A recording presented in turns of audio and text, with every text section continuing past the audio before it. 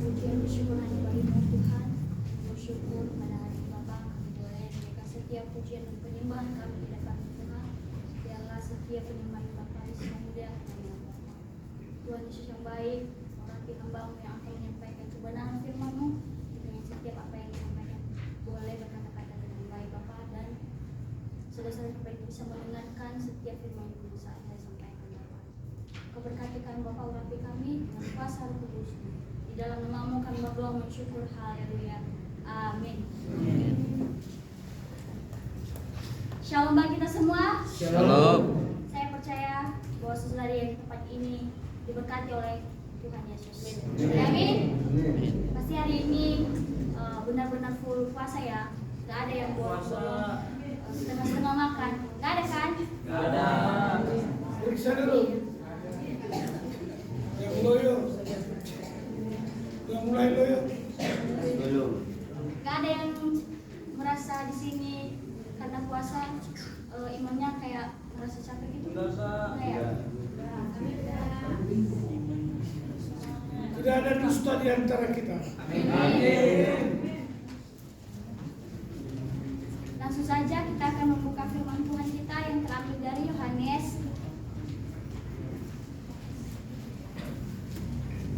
pasal 8 ayat 48 sampai 59.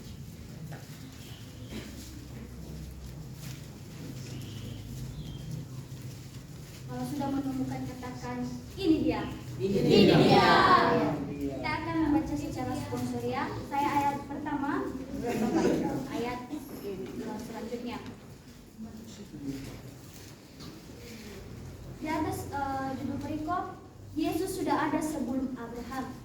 Orang-orang Yahudi menjawab Yesus, bukankah benar kalau kami katakan bahwa engkau orang Samaria dan kerasukan setan? Jawab Yesus, Aku tidak kerasukan setan, tetapi aku menghormati Bapakku dan kamu tidak menghormati aku. Aku berkata kepadamu, sesungguhnya barang siapa menuruti firman-Ku, ia tidak akan mengalami maut sampai selama-lamanya. ayat berapa sebenarnya? Ayat 50, tetapi aku tidak mencari hormat bagiku, ada satu yang mencarinya dan dia juga yang menghakimi. Aku berkata kepadamu, sesungguhnya barang siapa menuruti firman-Ku, ia tidak akan mengalami maut sampai selama-lamanya. Haleluya. Kata orang-orang Yahudi kepadanya, sekarang kami tahu bahwa engkau kerasukan setan, sebab Abraham telah mati dan demikian juga nabi-nabi, namun engkau berkata, barang siapa menuruti firman-Ku, ia tidak akan mengalami maut sampai selama-lamanya. Adakah engkau lebih besar daripada bapa kita Abraham yang telah mati? Nabi-nabi pun telah mati. Dengan siapakah engkau samakan dirimu? Jawab Yesus, jikalau aku memuliakan diriku sendiri, maka kemuliaanku itu sedikit pun tidak ada artinya. Bapakku lah yang memuliakan aku. Tentang siapa kamu berkata, dia adalah Allah kami? Padahal kami tidak mengenal dia, tetapi aku mengenal dia. Dan jika aku berkata, aku tidak mengenal dia, maka aku adalah pendusta, sama seperti kamu. Tetapi aku mengenal dia, dan aku menuruti firman-Nya. Bapakmu bersukacita bahwa ia akan melihat hariku, dan ia telah melihatnya dan ia bersukacita. Maka kata orang-orang Yahudi kepadanya, umurmu belum sampai 50 tahun, dan engkau telah melihat Abraham. Kata Yesus kepada mereka, aku berkata kepadamu, sesungguhnya sebelum Abraham jadi, aku telah ada. Kita bersama-sama. Lalu mereka mengambil batu untuk melemari dia, tetapi Yesus menghilang dan meninggalkan bait Allah. Kitab Injil Yohanes ini ditulis oleh Yohanes sendiri. Yohanes ini dikenal sebagai satu-satunya yang kita kenal adalah di dalam Perjanjian Baru ya. Kitab ini ditulis oleh Rasul Yohanes dan berfokus pada ajaran-ajaran dan kehidupan Yesus. Kitab Yohanes memiliki ciri khas tersendiri dibandingkan dengan Injil yang lain. Karena berisi pengajaran yang lebih mendalam tentang sifat ilahi Yesus membuktikan dengan menjelma menjadi manusia untuk menyatakan bahwa dia adalah anak Allah yang membuktikan melalui umat pilihannya yang dikasihinya. Dia menanggung segala dosa-dosa kita. Kita bisa melihat dalam Yohanes 3 ayat 16 berkata, karena begitu besar kasih Allah akan dunia ini sehingga ia mengaruniakan anak yang tunggal kepada kita, supaya setiap orang yang percaya kepadanya tidak binasa melainkan beroleh hidup yang kekal. Bahwa Yesus datang ke dunia untuk menyelamatkan orang-orang yang dalam dosa. Yesus datang ke dunia untuk menyelamatkan orang yang dalam dosa. Dengan melalui Yesus mengorbankan dirinya di atas kayu salib. Nah, tema kita pada hari ini adalah Get to know Jesus more deeply. Siapa yang tahu? Haleluya. Saudara yang terkasih dalam Tuhan Yesus, mengenal Yesus Kristus itu sama artinya kita mau mengenal siapa Dia. Kalau kita mengenal seseorang, tentunya kita terlebih dahulu mengenal identitasnya. Melalui kita perkenalan, dengan cara kita berkomunikasi dengannya, kita harus mengenal siapa sih orang itu, bagaimana sikap dan karakternya. Sama dengan Yesus Kristus, kalau kita mengenal Dia, pasti tentunya kita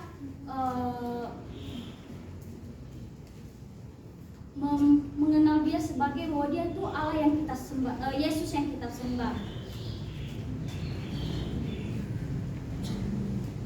Di sini cenderung bahwa manusia lebih mengenal dirinya sendiri daripada ia memikirkan apa siapa diri saya sebenarnya. Kita bisa melihat di Kejadian 3 ayat 11, Tuhan bertanya kepada manusia, siapakah yang memberitahukan kepadamu bahwa engkau telanjang? Dengan kata lain, apakah ada hal yang lain selain kebenaran dan kebenaran Tuhan ajarkan? Di sini bahwa ia memberitakan firman Tuhan itu melalui kebenaran, bukan melalui dikatakan tidak benar, tapi di sini ia benar-benar menyatakan kebenarannya kepada umatnya.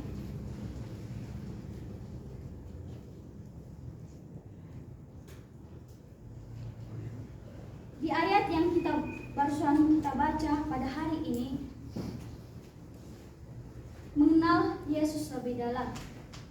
Ada beberapa poin yang saya akan paparkan. Poin yang pertama, menurut Yohanes pasal 8 ayat 48 sampai 59. Poin pertama, harus menghormati Bapa. Di sini firman Tuhan berkata, orang-orang Yahudi menjawab Yesus, bukankah benar kalau kami katakan bahwa engkau orang Samaria dan kerasukan setan? Bahwa di sini orang-orang Yahudi menolak keras kehadiran Yesus Kristus karena bangsa Yahudi tidak percaya kebenaran yang disampaikan Yesus kepadanya. Tetapi Yahudi seringkali menganiaya orang-orang yang percaya kepadanya atau mengikuti Kristus. Kenapa bangsa Yahudi tidak mempercayai kehadiran Yesus? Karena yang mereka tahu adalah Yesus itu tidak ada, yang mereka tahu adalah Allah. Di sini bahwa bangsa Yahudi mengolok-olok kehadiran Yesus pada saat itu. Karena Yesus sudah menyatakan begitu banyak mujizat-mujizat yang Dia lakukan melalui Yesus mujizat, yaitu orang buta, Yesus menyembuhkan orang yang kusta, Yesus menyembuhkan orang yang mati. Dan sini bahwa Yesus memberikan juga pengajaran-pengajaran tentang jati dirinya.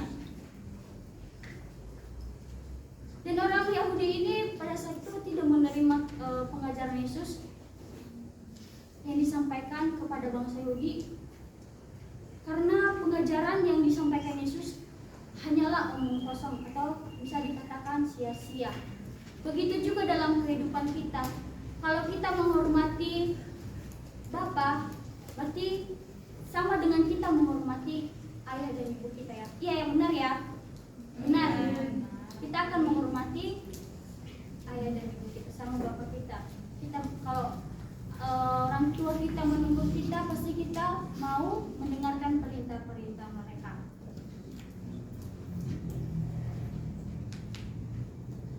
Di poin kedua,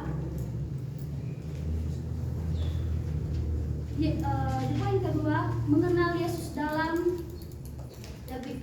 Yesus lebih dalam. Di poin kedua, jangan menjadi orang bebal. Di ayat 51 sampai 53. Kita bisa membacanya Sama-sama. Kita 2, 3. Aku berkata kepadamu, sesungguhnya barang siapa menuruti firman-Ku, ia tidak akan mengalami maut sampai selama-lamanya. Kata orang Yahudi kepadanya, sekarang kami tahu bahwa engkau kerasukan setan, sebab Abraham telah mati dan demikian juga nabi-nabi. Namun engkau berkata, barang siapa menuruti firman-Ku, ia tidak akan mengalami maut sampai selama-lamanya. Adakah engkau lebih besar daripada bapa kita Abraham yang telah mati? Nabi-nabi pun telah mati. Dengan siapakah engkau samakan dirimu? Di ayat ini menjelaskan Yesus membantah bahwa dia tidak kerasukan setan. Bahwa bangsa Yahudi ini mensamakan sama dengan Samaria. Saudara yang dikasihi Tuhan Yesus Kristus, bahwa Yesus membantah tidak kerasukan setan, dan ia menghormati Bapaknya. Bahwa artinya ia menghormati Bapaknya yang ada di atas di kerajaan surga. Ia memuliakan Allahnya. Enggak mungkin dia memuliakan dirinya sendiri, padahal dia dari anak Allah. Kehadiran Yesus adalah memuliakan Allah. Setiap orang yang menerima kehendaknya akan mendapatkan hidup yang kekal. Kalau kita menerima kedatangan Yesus dalam kehidupan kita, pasti tentunya kita akan mendapatkan hidup yang kekal. Bahwa sini Yesus menyatakan dirinya bahwa dia anak Allah yang diutus Tuhan, yang menjelma menjadi manusia yang 100% berasal dari Allah yang sama kuasa. Nah, orang-orang Yahudi berbalik membenci Yesus. Di ayat ini dikatakan orang Yahudi berbalik membenci Yesus dengan tuduhan bahwa ia kerasukan setan. Bahwa Yesus ini dianggap ajaran yang disampaikannya kepada orang Yahudi itu pengajaran yang sesat atau pengajaran yang tidak benar. Tetapi di sini Yesus berkata, setelah Yesus mengatakan itu, banyak orang percaya kepadanya, maka katanya kepada orang-orang Yahudi yang percaya kepada, jikalau kamu tetap dalam firman-Ku, kamu benar-benar murid-Ku. Dia dan Bapa menyatakan firman ini dengan bersama-sama melakukan firman Tuhan. Tidak mungkin Yesus kerasukan setan, padahal dia menghormati Bapanya yang di surga. Tidak ada orang yang menghormati Allahnya sekaligus dikatakan dirasukin setan, kecuali seseorang mengalami kerasukan setan itu dalam bentuk melakukan kejahatan. Bahkan Yesus yang kita kenal seseorang penyembuh kerasukan setan melalui mujizat-mujizat yang dilakukannya. Di sini Yesus menghormati, dan Allah ingin semua orang menghormati Yesus.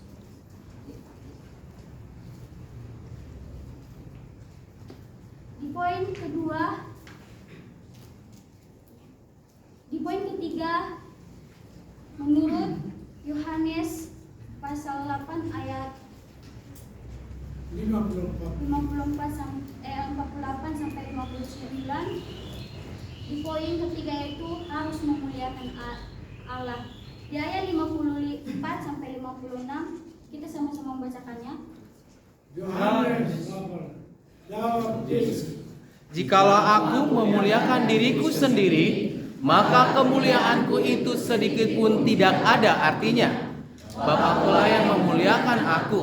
Tentang siapa kamu berkata, Dia adalah Allah kami, padahal kami tidak mengenal Dia. Tetapi aku mengenal Dia. Dan jika aku berkata, aku tidak mengenal Dia, maka aku adalah pendusta, sama seperti kamu. Tetapi aku mengenal Dia, dan aku menuruti firman-Nya. Abraham bapamu bersukacita bahwa ia akan melihat hariku, dan ia telah melihatnya, dan ia bersukacita. Di firman Tuhan ini menjelaskan bahwa ada pemahaman bangsa Yahudi tentang Yesus dan Allah. Tidak mungkin Yesus sendiri yang memuliakan dirinya sendiri, dan sedangkan juga ia memuliakan Bapaknya. Tidak mungkin Yesus memuliakan dirinya sendiri, sedangkan Yesus itu berasal dari Allah. Tentunya dia menghormati Bapaknya yang ada di surga. Amin. Begitu juga dengan kita harus menghormati Bapa kita yang di surga. Amin. Bapa kita di surga. Bahwa di ayat ini mengungkapkan jati dirinya sebagai anak Allah yang harus kita muliakan, bukan dengan membandingkan siapa diri Yesus dan siapa Allah. Nah, di sini sesuai yang dikasih Tuhan, mari kita harus dapat mengenal dan memahami kehendak-Nya. Di firman Tuhan ini bahwa kalau kita menaati setiap firman-Nya, pasti kita juga menaati Bapa kita yang ada di surga.